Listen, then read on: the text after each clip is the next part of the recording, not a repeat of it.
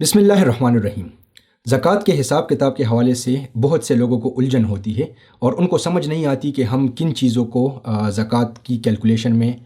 حساب کتاب میں ان کو شامل کریں گے۔ اس حوالے سے مفتی محمد عاصم صاحب جو جامعہ دارالعلوم کراچی کے فاضل ہیں، تو انہوں نے ایک ادائیگی زکوٰۃ کا فارم جو ہے وہ بنایا ہوا ہے، اور وہ میں نے گزشتہ دنوں اپنے واٹس ایپ چینل میں شیئر کیا۔ تو اس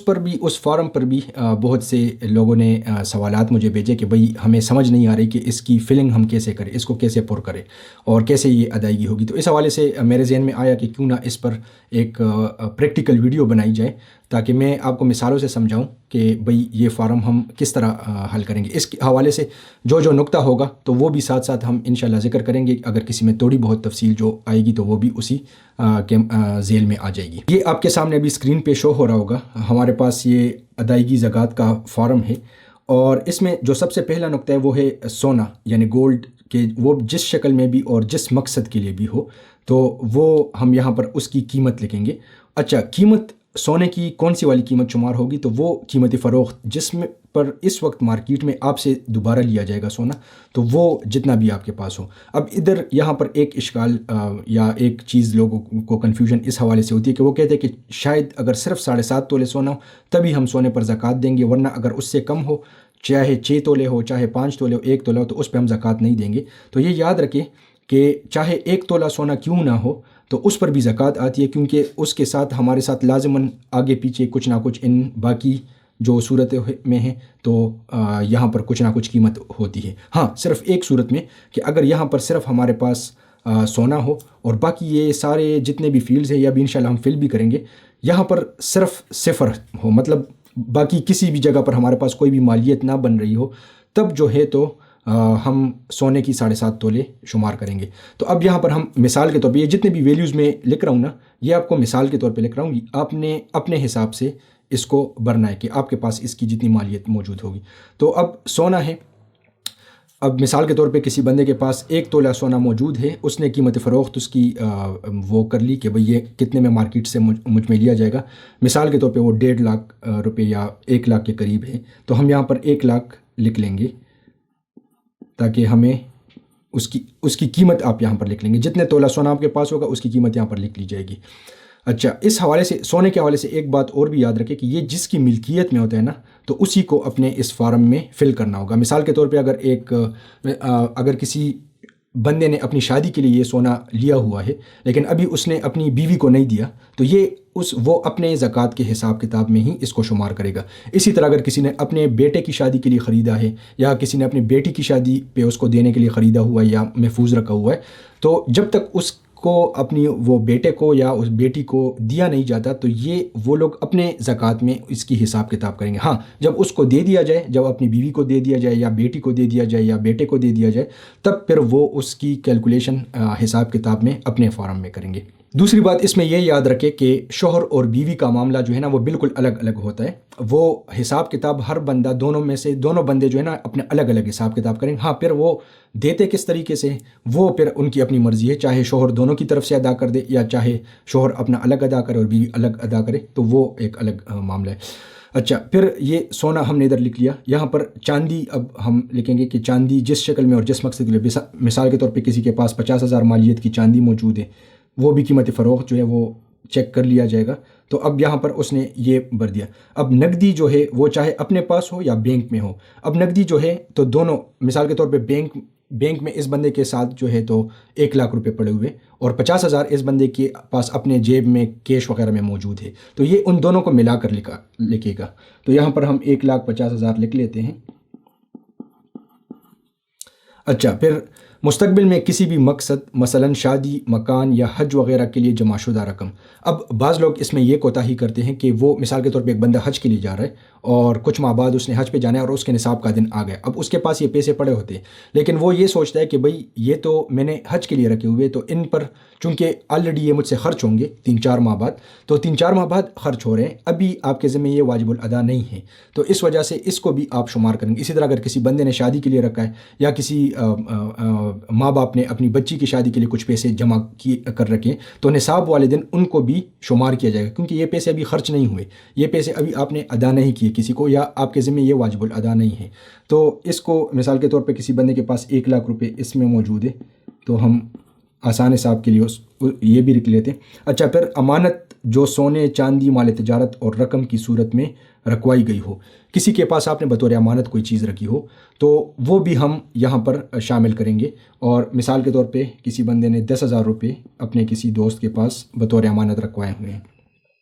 اچھا، پھر چھٹے نمبر پہ ہے ادار،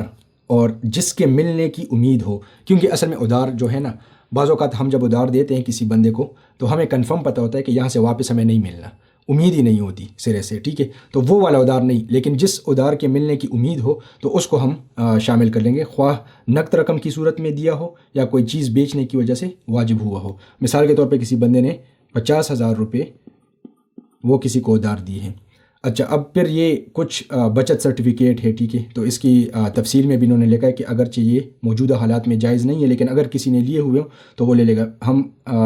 وہ کرتے زیادہ تر لوگوں کے پاس شاید نہ ہو تو ہم اس کو صفر ہی کر لیتے۔ اس طرح جو چیز آپ کے پاس نہیں ہوگی نا تو وہ بس آپ صفر آپ کرتے جائیں گے۔ اچھا، پھر غیر سودی بینکوں کے سرٹیفکیٹ کی مکمل قیمت بالفرض اس کو بھی ہم صفر کر لیتے ہیں۔ اچھا، انشورنس پالیسی میں جمع کرائی گئی اصل رقم، اب اس کی وضاحت میں بھی انہوں نے لکھا ہے کہ انشورنس پالیسی لینا جائز نہیں ہے، لیکن بالفرض اگر کسی نے لی ہے تو اس کی رقم جو ہے تو وہ بھی یہاں پر لکھ لے گا، ہم یہاں پر وہ بھی لکھ لیتے کہ ہمارے پاس نہیں ہے۔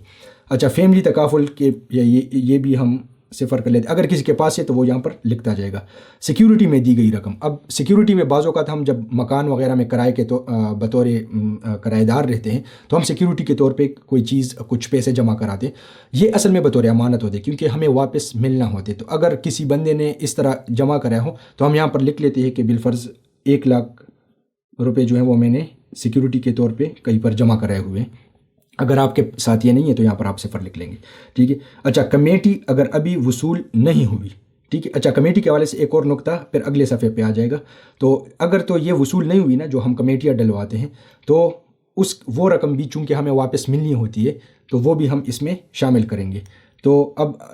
یہاں پر فرض میرے کوئی کمیٹی ڈالی، اس کی 50,000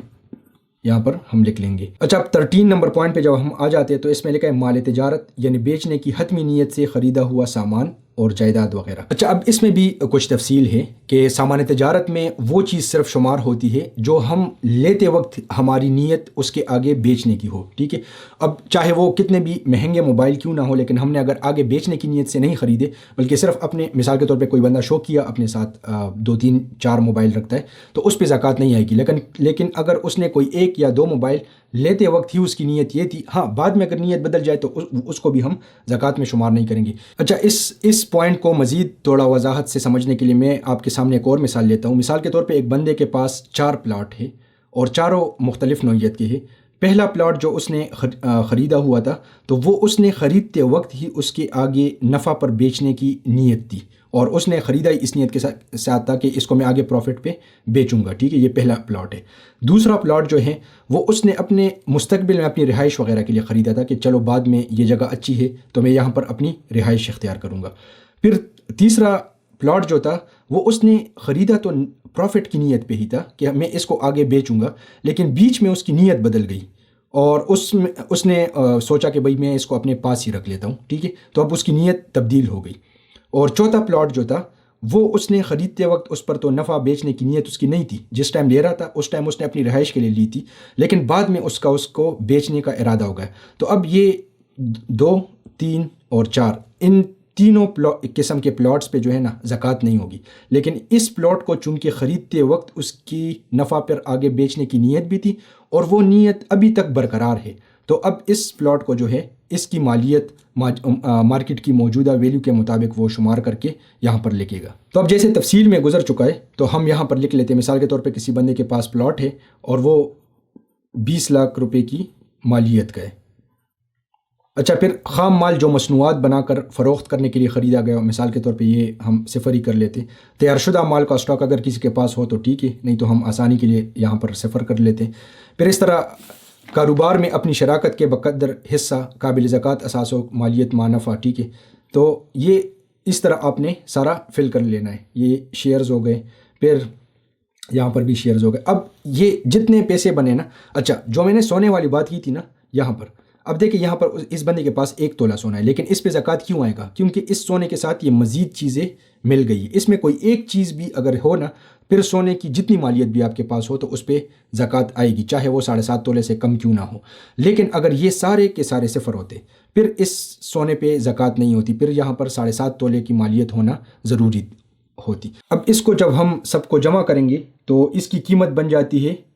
24,10,000. ٹھیک ہے, اب یہ کل ملا کے 24,10,000. لیکن ابھی اس کے ساتھ ہم نے اس سے کچھ چیزیں ہم نے مائنس کرنی ہے, منہا کرنی ہے. اب یہ دوسرا جو اس کا صفحہ ہے تو اس میں وہ رقوم ہے جو ہم منہا کریں گے, جو رقم ہمارے پاس پہلے بنی تھی اس سے. اب اس میں سب سے پہلا جو ہے وہ واجب الادا قرضہ ہے, وہ قرضہ جو ہمارے ذمے ہے کسی کو دینا. ٹھیک ہے, لیکن اس میں یہ وضاحت ضروری ہے کہ وہ بڑے بڑے تجارتی قرضے جن سے ناقابل زکوٰۃ اموال خریدے جائیں انہیں منہا نہیں کیا جائے گا. تو یہ جو ہم عمومی طور پہ عام لوگ ایک دوسرے کی سے قرضہ لیتے ہیں تو یہ بڑے تجارتی قرضے نہیں ہوتے. اگر تو بڑے تجارتی قرض ہو پھر اس کو منہا نہیں کریں گے. یہاں پر ایک وضاحت اور بھی ضروری ہے کہ جو چیز ہمارے ذمے ہو, کوئی بل ہو اور وہ ہمارے ذمے ہو, یا کوئی فیس ہو وہ ہمارے ذمے آ چکا ہو تو اس کو ہم منہا کریں گے. لیکن جو ابھی آنے والا ہو لیکن آیا نہ ہو تو اس کو ہم منہا نہیں کریں گے. اس کو آپ ایک مثال سے سمجھے. ایک بندے کے 2 بچے ہیں, دونوں بچے مختلف اسکولوں میں پڑھتے ہیں. اب مثال کے طور پہ اس بندے کی جو نصاب نکالنے کی تاریخ تھی وہ 2 یا 3 شعبان ہے. اب 3 شعبان کو مثلا یہ اپنا نصاب نکال رہا ہے. پہلے بچے کی جو فیس ہے وہ آ چکی ہے, مثال کے طور پہ 5,000 روپے. ٹھیک ہے, اور اسکول کی جو فیس ہے وہ اس نے جمع کرانی ہے, 5,000 اور فیس آ بھی چکی ہے. اور دوسرے بچے کی ابھی نہیں آئی, وہ 4-5 دنوں بعد آئے گی, اور وہ بھی اس کو پتہ ہے کہ 10,000 یا 5,000 فیس وہ بھی آنی ہے. لیکن اب یہ ایک بچے کے تو منہا کرے گا کیونکہ وہ آ چکے ہیں تو وہ اس کے ذمہ واجب الادا ہے. لیکن دوسرے بچے کی اگرچہ اس کو پتہ ہے کہ وہ 5-6 دن بعد آ رہا ہے, لیکن جس دن یہ نصاب کے حساب کتاب کر رہا ہے اور جو اس کا نصاب والا دن ہے اس وقت چونکہ وہ واجب الادا نہیں ہوئے تو اس کو یہ منہا نہیں کرے گا. اور اس کے ساتھ یہ والا فارمولہ جو ہے یہ آپ نے یوٹیلیٹی بلز ہو گئے, جتنی بھی اس طرح کی چیزیں ہو گئی نا, ان سب پہ یہ فارمولہ لگے گا. تو اب بالفرض یہ واجب الادا قرض ہے. کسی بندے کو اگر اس نے 10,000 روپے دینے ہیں, اس سے قرض لیا تھا. ٹھیک ہے, اچھا پھر کمیٹی, ایک ہم نے کمیٹی کا ذکر کر لیا کہ اگر اس نے وصول نہ کی ہو تو اس کو ہم اس میں شمار کریں گے, وہ جو پچھلا صفحہ تھا. لیکن اگر اس نے وصول کر لی ہے تو اب اس کی بقیہ اقساط چونکہ اس کے ذمہ لازم ہے تو ان ساری بقیہ اقساط کو بھی منہا کرے گا. تو اب مثال کے طور پہ اگر اس نے نہیں لی تو پھر یہ یہاں پر صفر کرے گا کیونکہ ہم نے آلریڈی شمار کر لیا ہے اس کو ادھر. اچھا, یوٹیلیٹی بلز جو ذمے میں واجب ہو چکے ہوں, اس کی وضاحت بھی گزر گئی کہ وہ یوٹیلیٹی بلز جو آلریڈی ہمارے ذمے واجب ہو, مثال کے طور پہ 30,000 اس کے ذمے واجب تھے. اگر کسی کے نہیں ہے تو وہ یہاں پر صفر لکھ لے گا. اچھا, ملازمین کی تنخواہیں جو اپنے اوپر واجب ہو چکی ہوں تو اگر تو ہیں تو لکھ لیں گے, نہیں تو نہیں لکھیں گے. گزشتہ سالوں کے ذمے میں واجب الادا زکوٰۃ, عشر اور قربانی وغیرہ کی رقوم. ٹھیک ہے, وہ بھی ادھر شامل کر. اب بالفرض کسی نے گزشتہ سالوں کی زکوٰۃ نہیں دی, مثال کے طور پہ 50,000 اس کی پرانی زکوٰۃ اس کے ذمے لازم ہے بھی, تو وہ بھی یہاں پر لکھ لے گا. قسطوں پر خریدی ہوئی چیز کی بقیہ قسطیں, تو وہ بھی اگر ہے تو یہاں پر لکھ لے گا. اب ان سب کو جمع کر کے ہمارے پاس جو چیز آئے گی وہ 90,000 بن رہی ہے. اب جب یہ ہو گیا تو اب یہاں پر زکوٰۃ نکالنے کا فارمولہ ہے. ٹھیک ہے, اب قابل زکوٰۃ اثاثوں کی رقم جو ہے وہ ہم نے یہاں پر دیکھ لی تھی کہ 24,10,000 ہے. ٹھیک ہے, تو وہ یہاں پر ہم لکھ لیتے ہیں 24,10,000. اچھا, منہا کی جانے والی ذمہ داریوں کی رقم وہ یہاں سے ہم اٹھا لیں گے تو یہ 90,000. ٹھیک ہے, اور اس سے جو بچے گا وہ ہمارے پاس ہو جائے گی قابل زکوٰۃ رقم. تو اب 24,10,000 سے 90,000 کو ہم منہا کر دیں گے تو ہمارے پاس بنے گا 25,20,000. ٹھیک ہے, اب یہ جو رقم ہمارے پاس بن گئی ہے اب اس کو ہم ڈیوائڈ کریں گے, تقسیم کریں گے 40 پہ. تو یہ رقم اب جو بن گئی ہے نا, یہ جب ہم نے تقسیم کی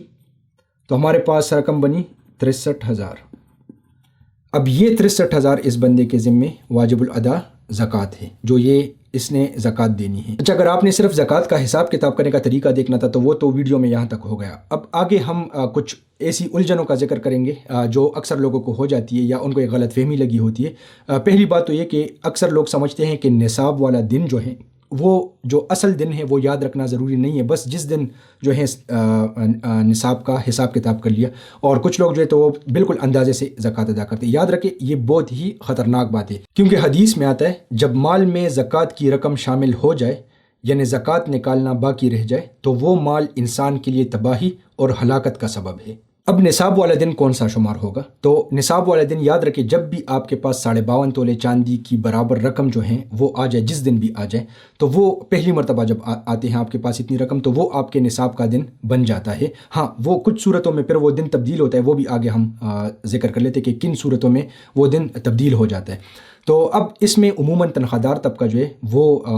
جو ہے غفلت کا شکار ہوتے ہیں۔ وہ سمجھتے ہیں کہ بھئی ہمارے پاس تو تنخواہ آ رہی ہے، ٹھیک ہے، تنخواہ تو زیادہ ہے، 1 لاکھ ہے مثال کے طور پہ 1.5 لاکھ ہے، لیکن یہ تو پورا سال ہمارے پاس نہیں رہتی بلکہ آتے ساتھ ہی بلوں میں چلی جاتی، فلانا ڈمکانا، ٹھیک ہے۔ لیکن جس ٹائم اگر یہ آپ کے پاس آئی اور آپ کے ذمے کوئی بھی واجب الادا چیزیں بھی اگر ہو، وہ بھی آپ نکال کے آپ کے پاس پھر بھی 52.5 تولے چاندی کی قیمت بن جاتی ہے، کچھ سیونگ آپ کے پاس پڑی تھی، ساتھ میں یہ تنخواہ مل گئی، تو آپ 52.5 تولے چاندی کے بقدر جتنی رقم بنتی ہے اس کے مالک ہو جاتے، تو وہ آپ کے نصاب کا دن بن جاتے۔ اب مثال کے طور پہ ایک بندے کی 3 شعبان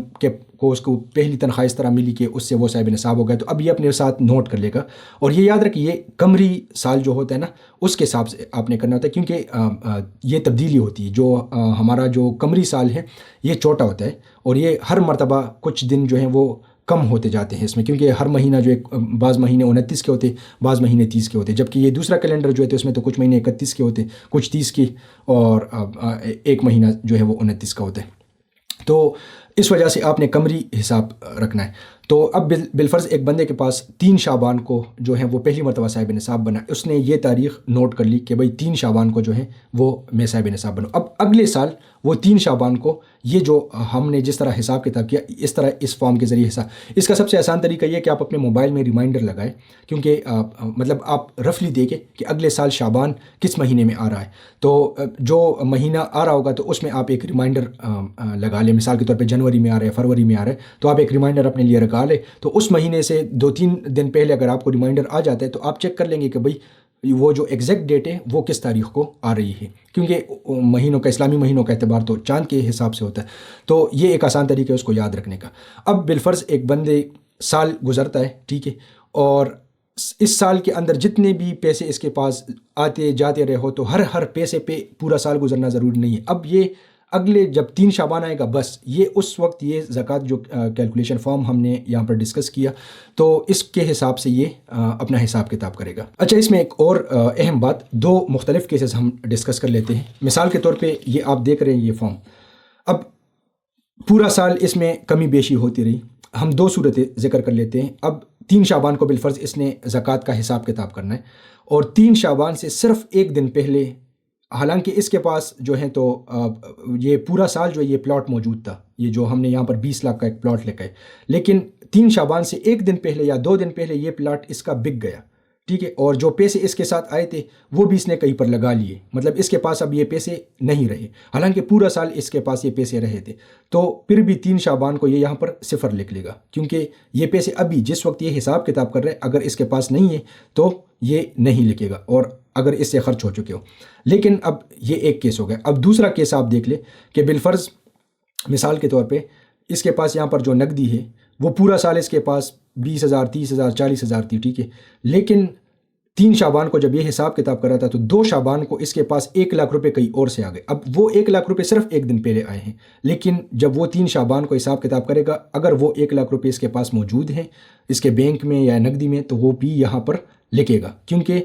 اس دن کا حساب کتاب کیا جاتا ہے جس دن آپ صاحب نصاب بنے ہوں، جتنے موجود ہو رقم، بس یہ سادہ سی وہ ہے، پوری رقم پہ سال گزرنا جو ہے وہ شرط نہیں ہے۔ اچھا، اب اس میں ایک اور جو ہے وہ بہت اہم بات یہ ہے کہ نصاب جو ہے ایک مرتبہ اب بالفرض یہ جو ہم نے 3 شعبان والی تاریخ بالفرض ہم نے دیکھ لی کہ ایک بندہ 3 شعبان کو بنا تھا صاحب نصاب، تو کیا پوری عمر اب اس کا 3 شعبان ہی رہے گا؟ تو ایسی بات نہیں ہے، یہ نصاب والا دن جو ہے یہ تبدیل ہو سکتا ہے، یہ کچھ صورتوں میں تبدیل ہوتا ہے۔ اچھا، اب 3 صورتوں میں جو ہے نا نصاب کا دن تبدیل ہو سکتا ہے۔ اب پہلی صورت ہم دیکھتے ہیں، مثال کے طور پہ ایک بندہ صاحب نصاب بنا تھا 3 شعبان کو، لیکن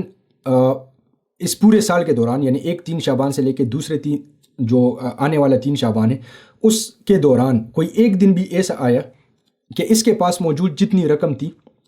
اس سے زیادہ کا اس نے قرضہ کسی سے لے لیا۔ رقم سے مراد وہ سارے قابل زکوٰۃ اموال تھے جو ہم نے کیلکولیٹر میں، وہ زکوٰۃ کیلکولیشن فارم میں دیکھ لیے، ٹھیک ہے۔ اب اس نے کچھ اتنا بڑا قرضہ لے لیا کہ مثال کے طور پہ اس نے یہ 2,60,000 اس کے پاس مالیت بن رہی تھی، لیکن اس کو ضرورت پڑی اور اس نے کوئی 50 لاکھ کا قرضہ لے لیا۔ اب یہ چونکہ قرض دار ہو گیا اور یہ نیگیٹو میں چلا گیا،